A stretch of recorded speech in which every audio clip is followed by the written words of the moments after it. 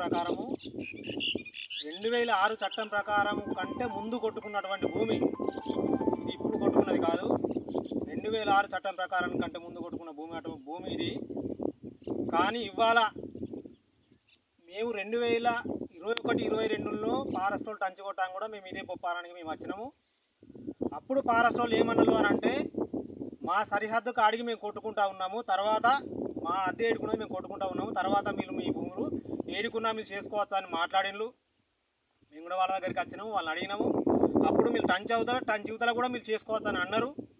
కానీ ఇవాళ చూస్తే ఏమంటారంటే, టంచి యువతలదే మీది, టంచి యువతలది మీది కాదు అని మాట్లాడుతూ ఉన్నారు. ఇది సరైన పద్ధతి కాదు.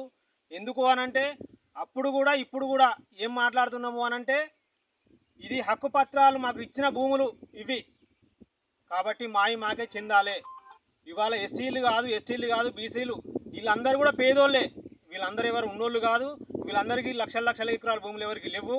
వీళ్ళందరికీ రైతు బంధువులు కూడా వచ్చిన వాళ్ళు ఎవరు లేరు. వీళ్ళందరూ కూడా పేదోళ్ళే కాబట్టి ఖచ్చితంగా వీళ్ళందరికీ న్యాయం జరగాలి. ఒకటి నేను ఏమంటున్నానంటే, సిపిఎం పార్టీగా నేను డిమాండ్ చేస్తూ ఉన్నది ఏంటంటే, ఖచ్చితంగా ఎస్సీ బీసీ మైనార్టీ వీళ్ళందరికీ కూడా ఇక్కడ పోడు సాగుదారులు ఎవరున్నారో వీళ్ళందరికీ కూడా న్యాయం చేయాలని నేను సిపిఎం పార్టీగా డిమాండ్ చేస్తూ ఉన్నాను.